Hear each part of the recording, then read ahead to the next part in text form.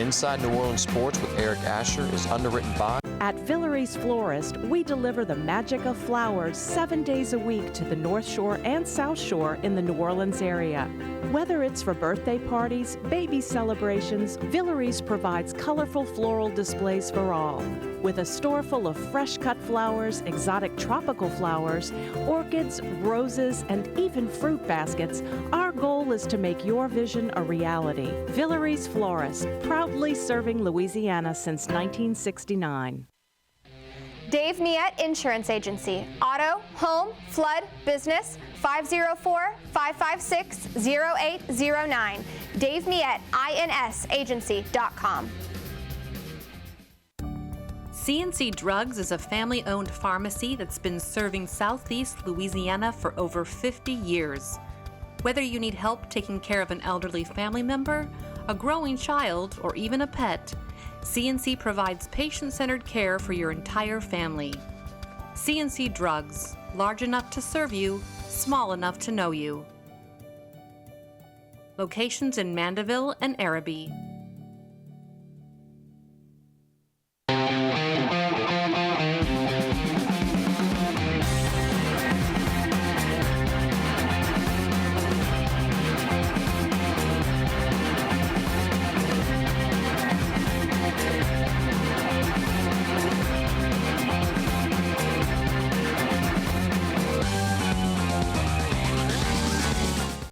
Good afternoon and welcome to another edition of Inside New Orleans Sports. I'm your host, Eric Asher. Over the next hour, we're going to do something a little bit different. We're going to introduce you and talk about the life and times of one of the most accomplished journalists in the history of sports here in New Orleans. Bernard Fernandez joins us on the program. De La Salle Hall of Famer, a guy that, again, worked with Pete Finney. He is known, again, around the world for his writing in terms of boxing, multiple Hall of Fames in terms of boxing as well. And, of course, we're so happy to have him on our program here today. Bernard, welcome to the show. Thank you, Eric. First of all, native New Orleanian, right? Yep. Native New Orleanian, grew up, went to Carrollton, St. Stephen's, is that right? St. Stephen on Napoleon Avenue. Napoleon Avenue. Grew up uptown? Yes. Grew up uptown. Uptown boy. Uptown myself as well. And of course, again, ended up at De La Salle. Yes. In which you were just recently inducted into the Hall of Fame. Yeah, that was nice. It was very nice. Let's start off with, again, some of the things that you've been involved in. First, I want to show, again, not only is, again, Bernard an incredible journalist, but also an accomplished author. This is just 2 of the 5 books that he's written. Again, championship rounds 1, 2, 3, 4, and 5, recapping all the great bouts in boxing. Also, again, been inducted into 4 Boxing Hall of Fames as well, is right? Yeah, Pennsylvania, New Jersey, Atlantic City, and the big one a couple years ago was the International Boxing Hall of Fame. Right. And before we get into that, talk a bit about that, because again, not 1, but 4 Boxing Hall of Fames, and of course, again, the big one. Well, you know, the thing is, when you start in the profession that I did, you do it for the work. You know, you love the work. You have enthusiasm when you get a good story. You want to tell it. You want to tell it as well as you can. And if you do it long enough, somewhere along the line, you're going to get some recognition. Yes. I never thought about Halls of Fame, but in 2005, I got a call that I was going to be inducted into the Pennsylvania Boxing Hall of Fame, which kind of made sense because boxing is very big in Philadelphia. Yes. And, you know, and I'd been at the Philadelphia Daily News for a long time covering, you know, big fights all over the country and the world, you know. And then 2013, New Jersey Boxing Hall of Fame, 2018, the Atlantic City Boxing Hall of Fame. I was formally in the class of 2020 for the National Boxing Hall of Fame, but COVID kind of took care of that. Right. Also 2021. They had a big triple induction class in 2022, which I did not attend because my wife was dealing with stage 4 pancreatic cancer and I chose not to go. But the following year, 2023, she felt well enough that she could actually go. And she was there with my grandson, and I was sitting on the stage between Michael Spinks and Riddick Bowe. And Jimmy Lennon, Jr., the ring announcer, for Showtime Championship Boxing, the first person who called up to speak was me, and I had nothing prepared. Right. And people knew that, that my wife had been ill, and so I went up there and I said whatever came into my mind. And a lot of people knew what my wife was dealing with. Yes. And her most recent PET scan had come back and the cancer had not progressed. So I told her, I said, I'll say something that anyone who knows boxing can appreciate. My wife's PET scan, most recent PET scan, came back clean, cancer hadn't progressed, and she's kicking cancer's ass. So, well, that got a standing ovation, yes. More for her than for me. And, but I did not anticipate the De La Salle thing. Yes. But Miles Sagers, Dr. Miles Sagers, I think put my name in nomination. Right. And I got a call from John Charles, the athletic director at De La Salle, telling me that I was going in. So I said, well, that's, I highly value the 4 years that I spent at De La Salle, yes. because the vision that kind of came into fuzzy focus at St. Stephen with winning that essay contest, citywide essay contest. Talk about that contest, if you would. Oh yeah, I mean it was for 8th grade students at Catholic schools, and there were a lot more Catholic schools in New Orleans then. Yes. But I did the essay, and it got sent in, I guess, to the Archdiocese or whoever the judging panel was. And a few weeks later, I showed up for school, and they were having an assembly in the yard. What's this about, And Sister Camilla, the principal and the 8th grade boys teacher, she said that I had won the citywide essay contest. And she took me aside and she said, you should seriously consider writing as a profession. Well, she put the idea in my head. And when I went to De La Salle, I joined the newspaper staff, the yearbook staff, and two Christian brothers, Brother Gerard and Brother Justin, both recommended that I consider, writing as a profession. And I said, well, now I was like Elwood Blues. I had two Christian brothers and a daughter of charity recommending this. So now I was on a mission from God, and I had spent the summer between my junior and senior year of high school as the sports department copy boy, and talking to Peter Finney and picking his brain, and also Will Peneghy and George Sweeney. It was like a journalism seminar. Who's who? Yeah. And then what happened was, with my then pregnant wife, who was pregnant with our first child, there was an opening for a sports writer at the Houma Courier, and I said, well, that's pretty close. And I went over there, and I interviewed for what seemed like a really long time, and I didn't know what that meant. And John Gordon, the publisher, and the owner and publisher Ray Dill, they went off, and they came back and said, we don't think that we want you to be a sports writer would you be interested in being sports editor? I was a month short of my 22nd birthday. That's how old are you? Yeah. Right. I mean, this was August, and I was going to turn 22 in September, and I said, okay. And I said, do they know what they're getting into? But that first year, the Houma Courier got the top award for its circulation category from the Louisiana Press Association, and I won my first 2 writing awards for newspaper work. So amazing. And from then, Right. And then from there, again, you worked in Mississippi, right? The Jackson Clarion Herald, right? Well, actually, it was the Jackson Daily News, which is now defunct. But at first, I was at the Miami Herald. Okay. And where you had to do like 3 or 4 years of an apprenticeship, on a copy desk, and I really didn't want to do that. I wanted to write. I didn't want to write headlines. So when I found out there was an opening in Jackson, Southeastern Conference sports. Yes. So I went there and I spent 10 years as a columnist and covering SEC sports, primarily Ole Miss. Right. Which is why both of my sons wound up going to Ole Miss. If somebody had told me when I was 12 years old, listening to Billy Cannon's 89-yard punt return against Ole Miss, that I would eventually have 2 sons that went to Ole Miss, I would have said, nah, that'll never happen. But life takes funny turns sometimes. And then from there, Philadelphia Daily News? Was that another stop? No, I went to the Pittsburgh Post-Gazette. Okay. Because, I had those APSE awards. Yes. And, the executive sports editor was a micromanager who basically told the writers how to write their stories, and I didn't like that. And I was in Jacksonville, Florida, covering the Pittsburgh Maulers, an expansion team in the USFL. And I was complaining to Ron Cook, who was with the other Pittsburgh paper. I said, I should have gone to one of those other papers where I had a chance to.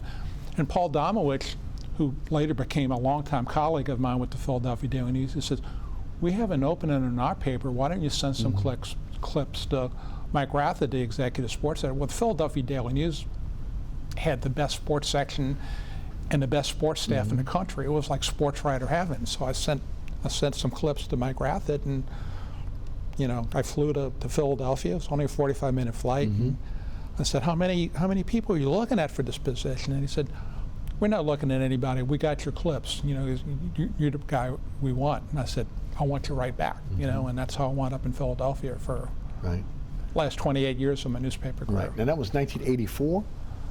Yes. So from 84 to 2012. 2012. Amazing. Now, again, also have written for Ring Magazine. Yes. Right?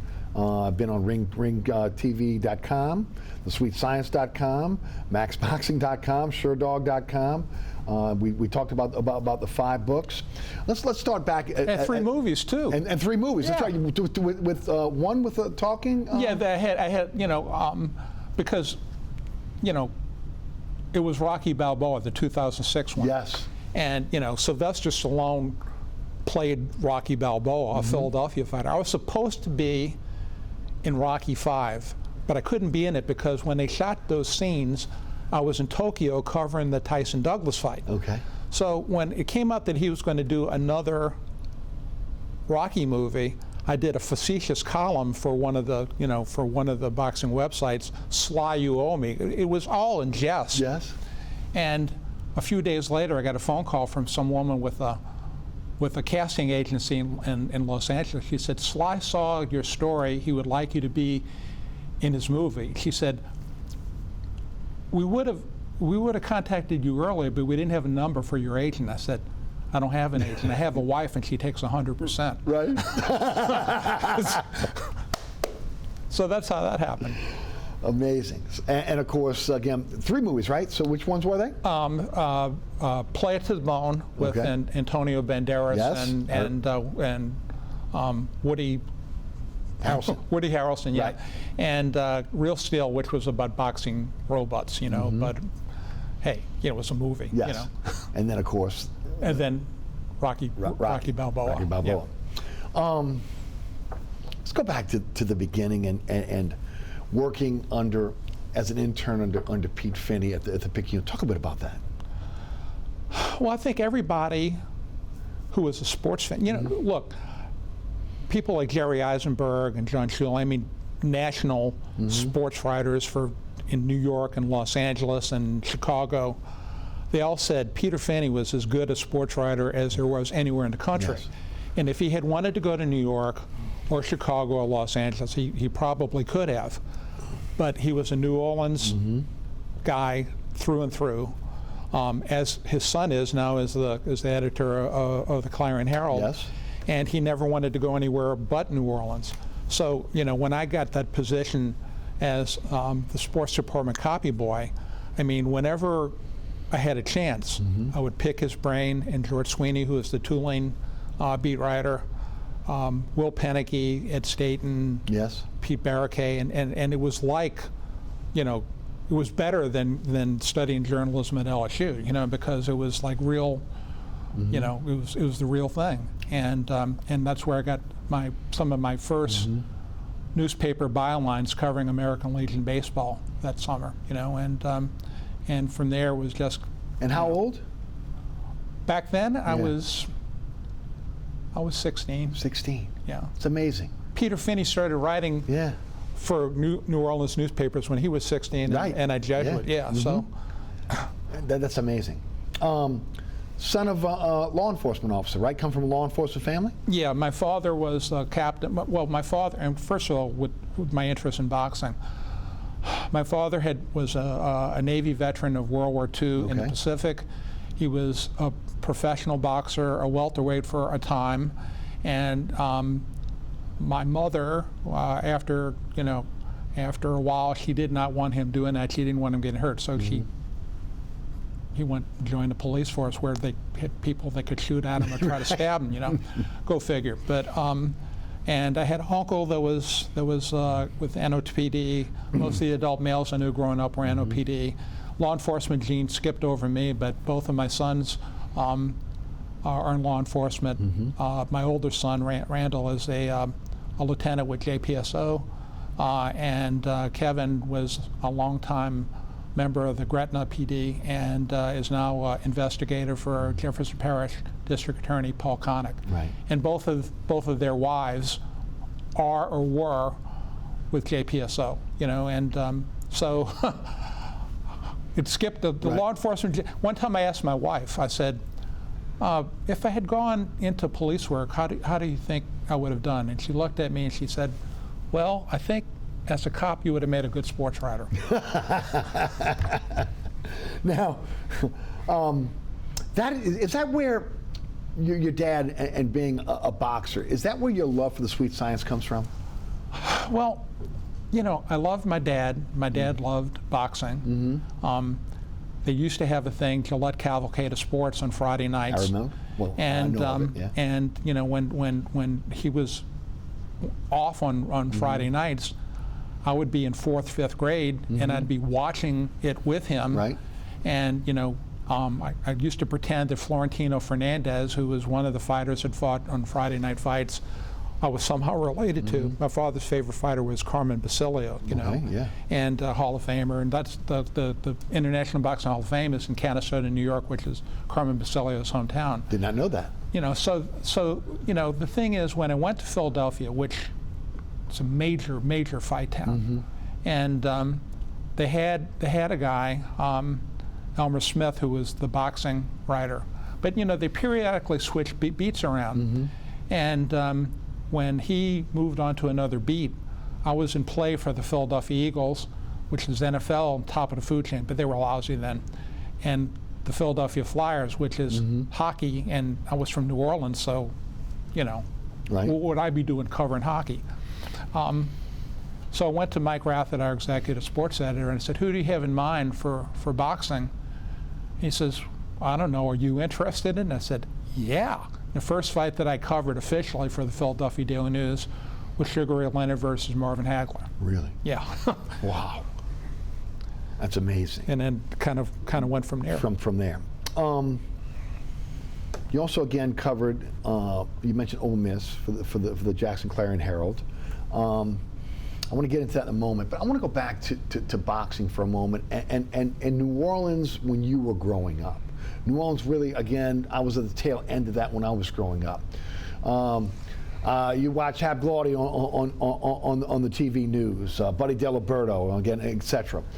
New Orleans was a boxing town. New Orleans was a horse racing town. New Orleans was a prep sports town. Tulane, LSU. Long before, again, there was the New Orleans Saints, the Buccaneers, or the Jazz.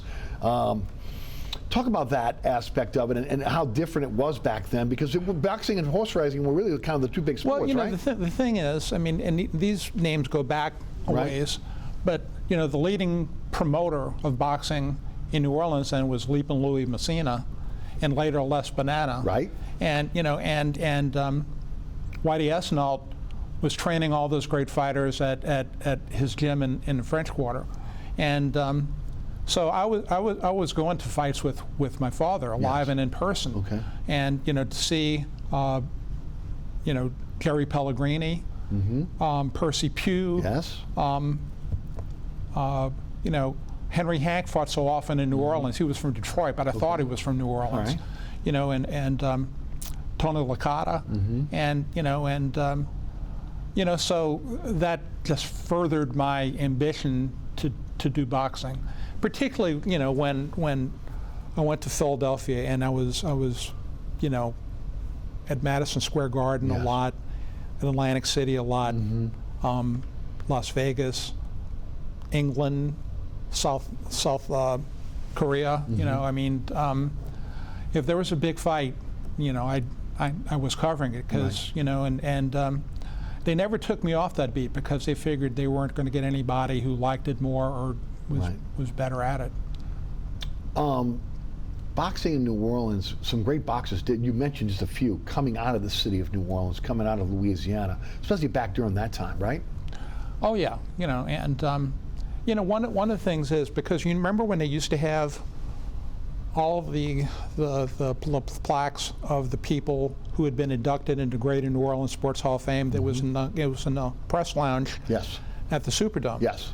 So I remember one time I was covering something in the Superdome because they always would send me to New Orleans when I had to cover something in my hometown, and I looked around and I looked at all the plaques and I said, Johnny Arthurs isn't in, you know, who was in my '65 graduating class, and you know, it may have been Tulane, right after that. Yeah, and was, you know, senior year at Tulane, he averaged 26.5 points a game, and so, you know, I called Peter Finney, you know, and I said, Peter, Johnny Arthurs is not in the New Orleans Greater. He said, oh yeah, he is, isn't he? I said no, and you know, then I talked to whoever, you know, was the sports information director at Tulane then, and he says, yeah, he is, isn't he? I said no, and then so the thing is, you know, the next induction class he was in, and Johnny, you know, thanked me. I said, don't thank me.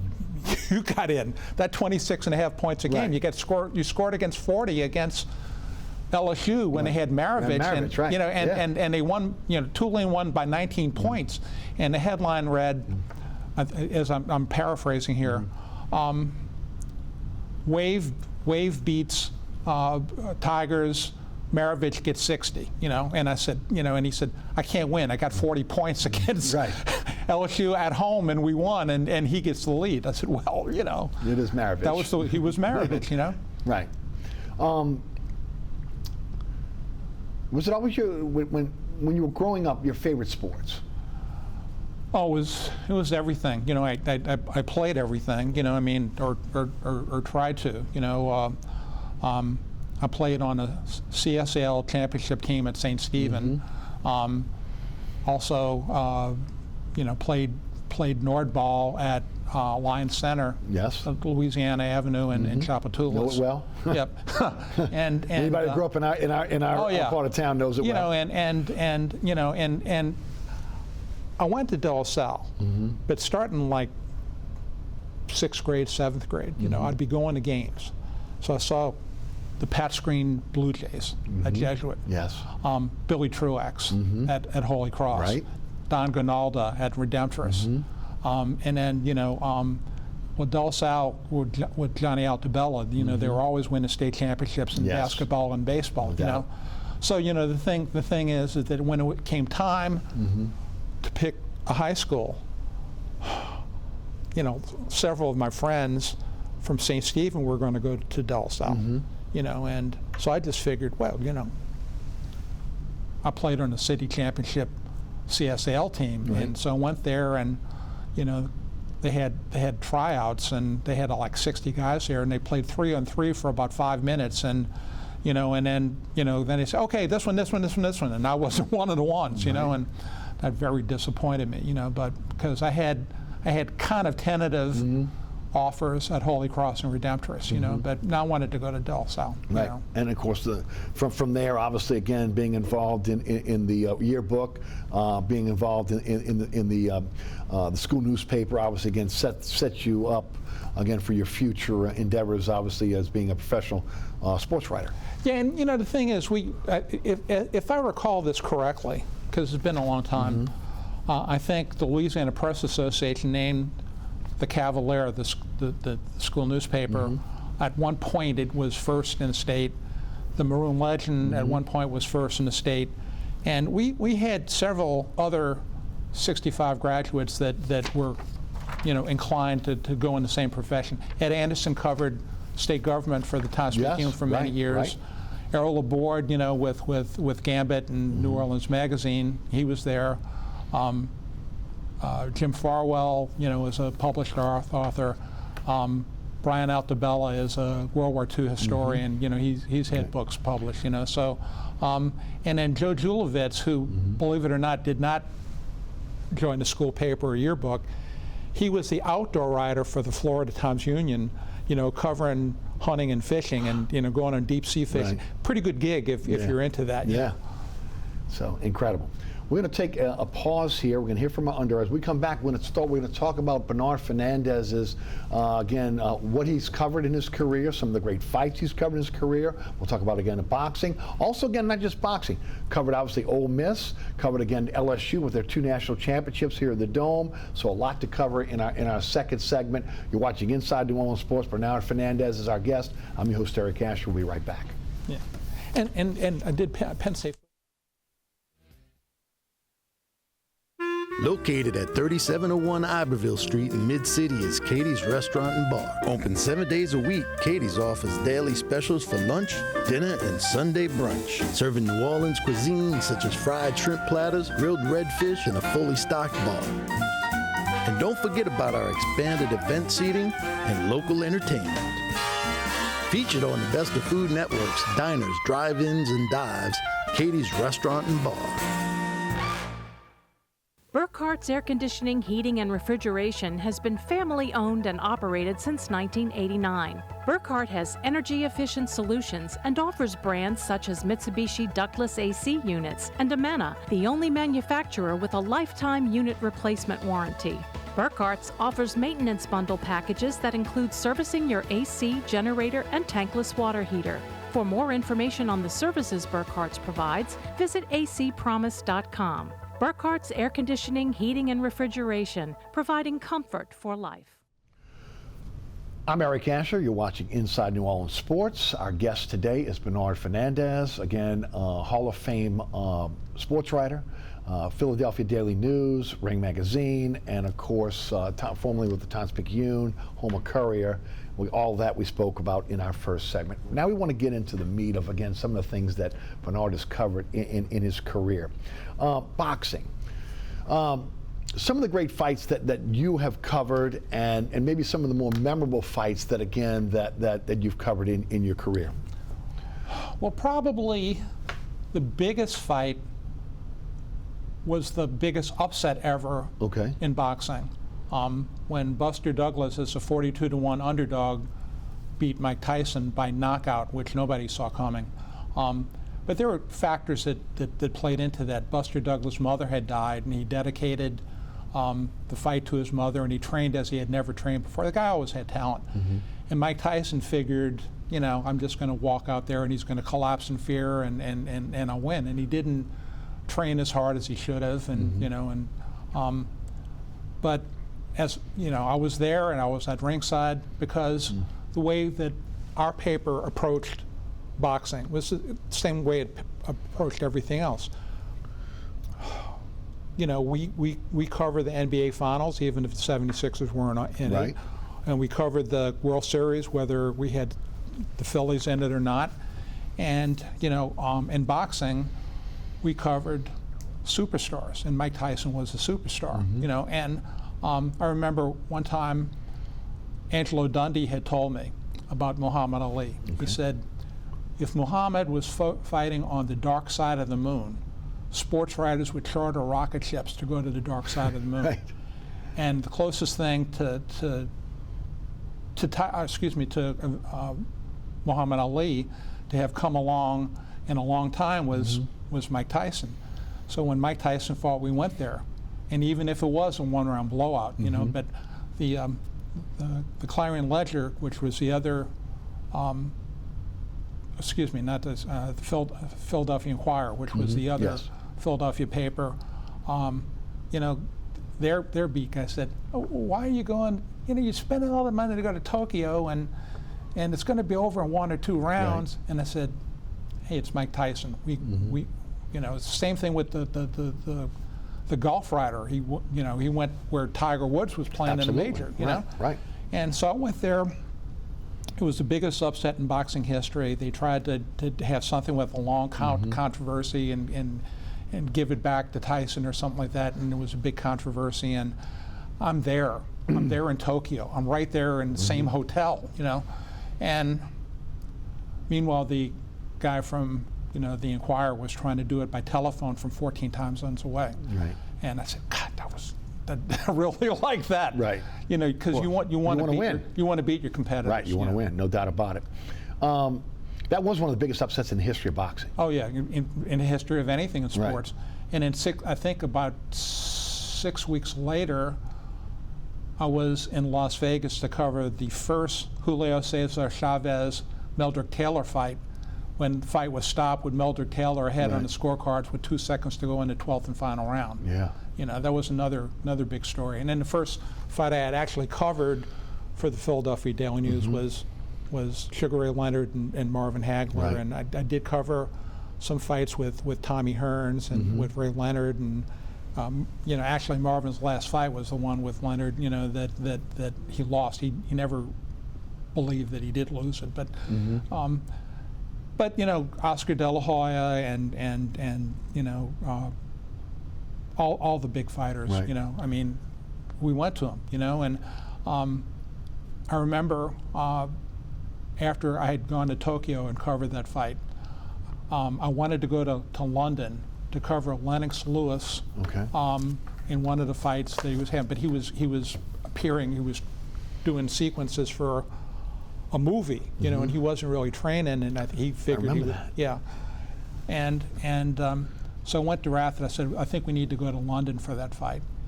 And he said, why do you think we ought to go to that fight? I said, Tokyo. Remember what happened in Tokyo? I think the same thing could happen. And Lennox Lewis got knocked out. Yeah. And you know, after that, he basically just said, tell me where you're going to be. Right.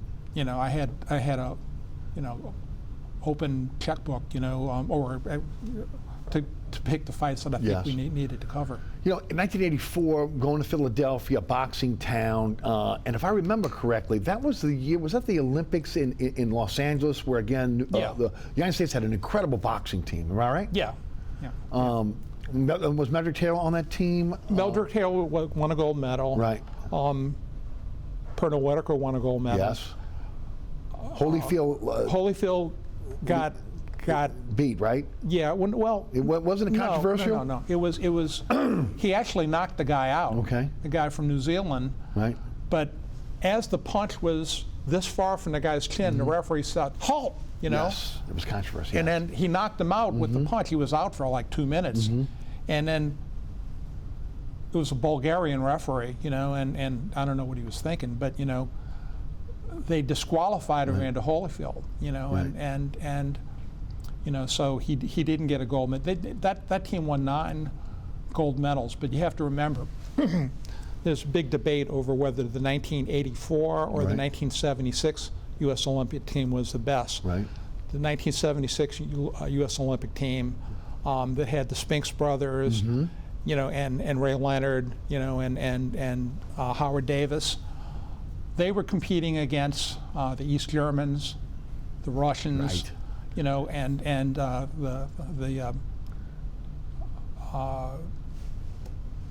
who am I thinking about?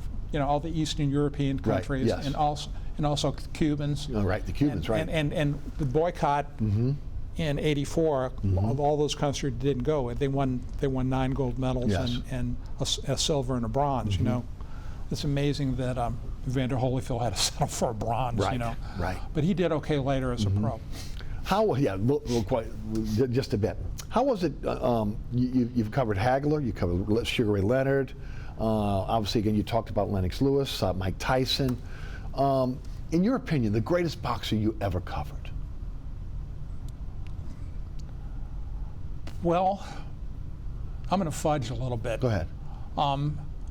Because you know they had different phases of their careers, but probably the 2 best fighters that I ever covered were Roberto Duran and Sugar Ray Leonard. Okay. Did you cover that fight? Their fights? No, together? I mean, well, yeah, I did. I did the third fight. Third fight? But That wasn't the one in New Orleans? No, was the one in '84 was was when Elmer Smith was yes. the beat writer. Okay. The one, and he also was the one in New Orleans. But. That was the famous No Mas fight. Yeah, and Roberto Duran had, he caught so much flack. He thought, that it would be worse to get knocked out than to simply quit. But one of my fellow writers for the Baltimore Sun, he put, after that fight, he wrote, and it really hurt Roberto Duran. He said they're checking Roberto Duran's birth certificate. They think now he may be actually from Guatemala, and he had to work pretty hard. He fought for like 35 years, and then he won that the middleweight title, from Iran Barkley, and redeemed a lot of Yes. So I mean, the thing is now when he goes to Canastota or whatever, and he goes into where they're doing signings and everything. I was at a table, was signing books and something, and then somebody said, Roberto Duran is now at the head table, and everybody who was at all the other tables just lined up to get his, because he was, when he was at his best, he was the greatest lightweight I ever saw. I swear, I'm telling you, hands of stone, right? Yep, but I wrote for a story that I did on him. I said he embodied all that was barbaric and beautiful in boxing. Yeah. Talk about the great Marvin Hagler. Marvin Hagler, I think you can make a pretty strong case that he was the best middleweight ever. Yes. Now, Sugar Ray Robinson won middleweight title 4 times. But everybody would say that he was at his best as welterweight. He was a little past his prime for all those fights, but he was still, one of the all-time great middleweights. But he wasn't the very best middleweight.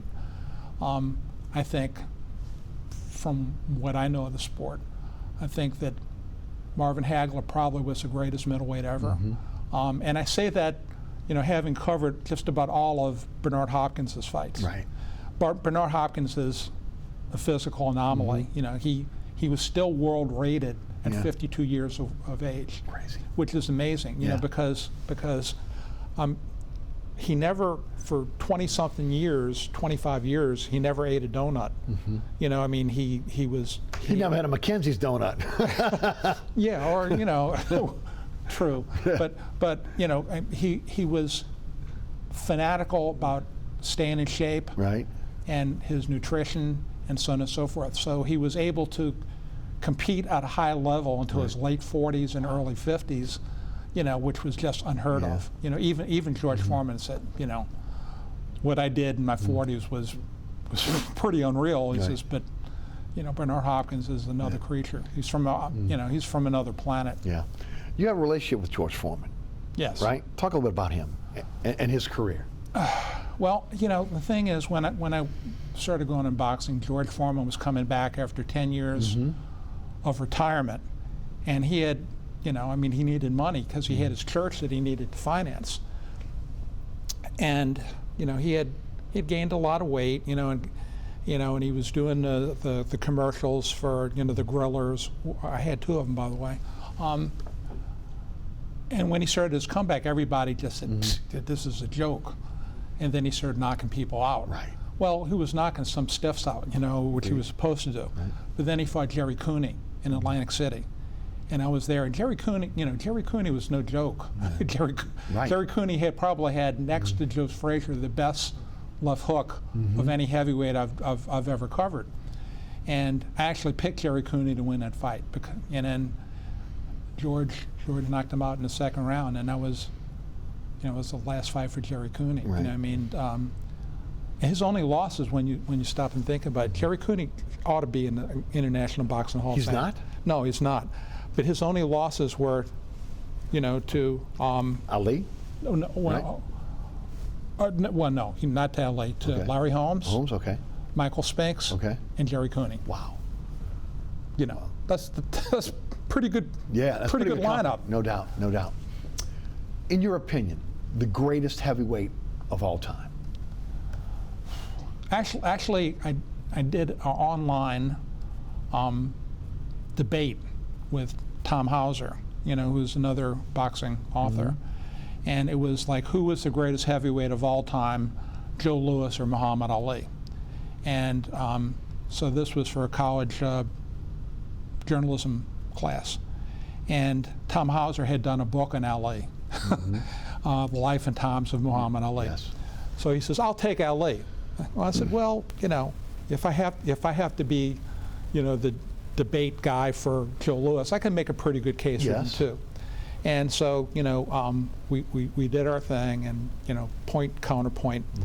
And when the class had to vote on, and Muhammad Ali beat Joe Louis by 1 vote. Right. And I said, well, Okay. if I got Joe Louis that close, I must have done a good job. Really good but job. I would say the Muhammad Ali prior to his taking 3 years off, for not going into being inducted into the Army, that was probably as good as you're ever going to see. Where's Mike Tyson in hierarchy, in your opinion? Mike Tyson was great when he was great, but he took shortcuts later on, didn't train like he was supposed to, bought into his own theory of invincibility, and it cost him. Bert Sugar, the great boxing historian, had him something like 7th or 8th, not on all-time great heavyweights, but like among heavyweights, which might be a little low. But his prime wasn't all that it might have been. And I think you can say that about some baseball players and some football players and stuff like that. You only have so many years that you're at the top of your game. Yeah. And I just mentioned Jerry Cooney. He's not in the International Boxing Hall of Fame, but his body of work, deserves it.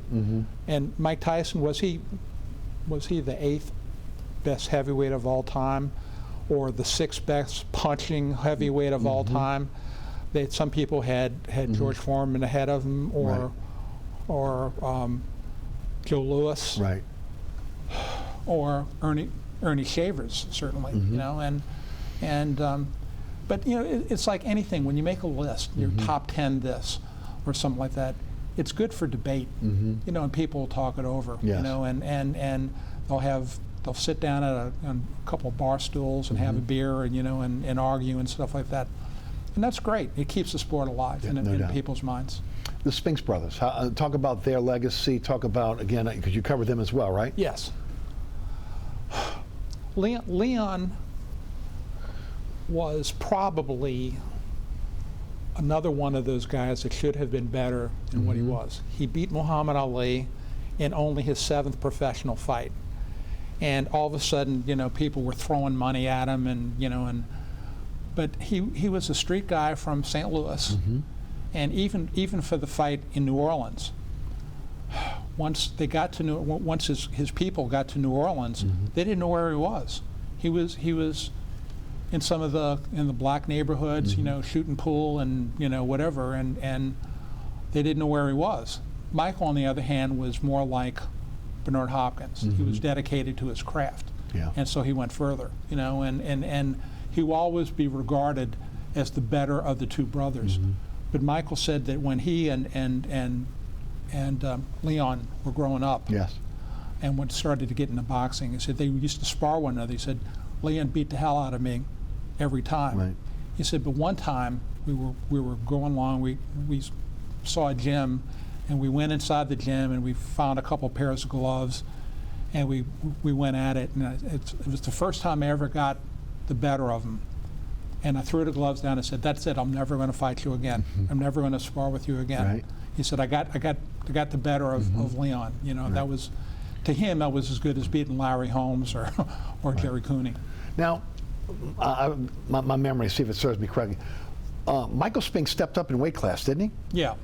And light heavyweight was it, or heavyweight? No, he was a light heavyweight. Right, He was a light heavyweight right. champion. And what happened was, light heavyweights were getting, like for title defenses, like $100,000, $125,000. Heavyweight champions were making millions. Yes. And so Butch Lewis was the promoter for Michael Spinks. And he said, I want you to move up and fight Larry Holmes. And Michael said, he's too big, He says, no, I have an idea. There's this guy in New Orleans named Mackie Shilstone, and he has some innovative ideas how you can put the weight on and not lose any quickness and speed and so on and so forth. And I knew Mackie very well. Right. I haven't talked to him in a while, but so Mackie could take weight off of fighters like Riddick Bowe, who were a little chunky, and he put it on the right way with Michael Spinks. And he had the 2 victories over Larry Holmes. Larry disputes them both, you know. But, and the thing is that all of a sudden Mackie Shilstone was one of the hottest flavors in boxing. A go-to guy, right? Yeah. In terms of training, right? He worked with the Williams sisters in tennis. He worked with the San Francisco Giants in baseball. Yes. With Ozzie Smith and everybody wanted to work with him because he made nutrition trendy. Yeah. He worked to put weight on to Bernard Hopkins when he moved up to light heavyweight, and you couldn't tell any difference between him at middleweight and light heavyweight. Right. He skipped over, super middleweight, so Mackie has a place in boxing history. Yeah. In your time covering boxing, the greatest, I don't know if I want to say the great, talk about the top trainers in the game. And maybe again, who you believe is the greatest ever. Oh, Eddie Futch would certainly be there. Angelo Dundee didn't always start at the beginning of training camp. He was a motivator. Okay. Like with the first Ray Leonard and Tommy Hearns fight, when he was losing. He was losing a fight. And Angelo said, "You're blowing it, son." And that's set off something in Ray, and he went out and won a fight. Angelo was probably the best motivator. He would go to Canastota for the International Boxing Hall of Fame inductions, and people would just flock to him like he was, I don't know, like the Pied Piper, because he could talk to somebody for a minute, 2 minutes, and make them feel like they were the most important person in the world, and he had a gift, and Customato was a great trainer. Yes. He trained, Mike Tyson, and before him he had Floyd Patterson and Jose Torres, the light heavyweight champion. A lot of people, I campaigned. I should hate to say that because I don't like campaigning, but I campaigned with the International Boxing Hall of Fame to have Whitey Esnault inducted into the Greater New Orleans, the International Boxing Hall of Fame, and they eventually did. And they could not find any of his relatives to give the plaque to. Yes. So they called me up and asked me to accept for him. Right. And I've had a little bit of success, forwarding the candidacies of people. That's awesome. Johnny Arthurs should have been in the Hall of Fame years before. Linda Tuero, I had a hand in maybe bringing her name up. Yeah.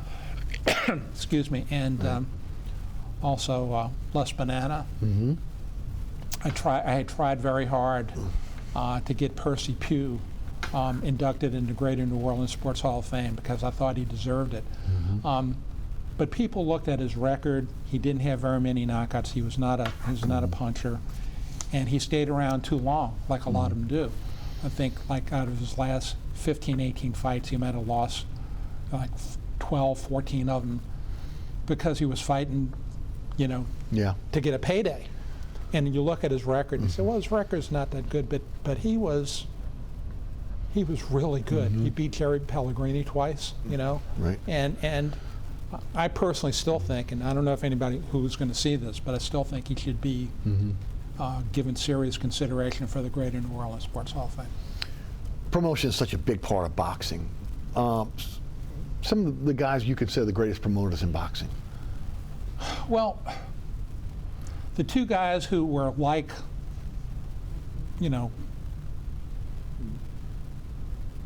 Evander Holyfield and Mike Tyson, Yeah. who were always at war with one another, were Bob Arum and Don King. Yes. And they were 180 degrees removed, given their background. Bob Arum was a Harvard man. He was in the Kennedy administration, in the Department of Justice. Don King, spent time, on a manslaughter rap. He was a street guy, numbers runner in Cleveland.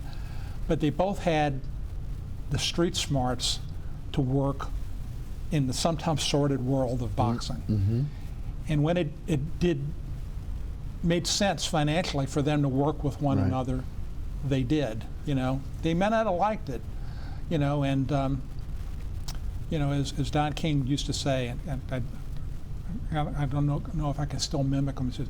He said, Bob Arum had the complexion for the connection, and stuff like that, and Arum would be fuming or something like that, but they were both working the same promotion, which was Zab Judah versus Floyd Mayweather, and so when it made sense, but they went at things differently. Bob Arum had an organization, and he had people at various executive positions, and then they would handle this and this and this. Don King was seat of his pants.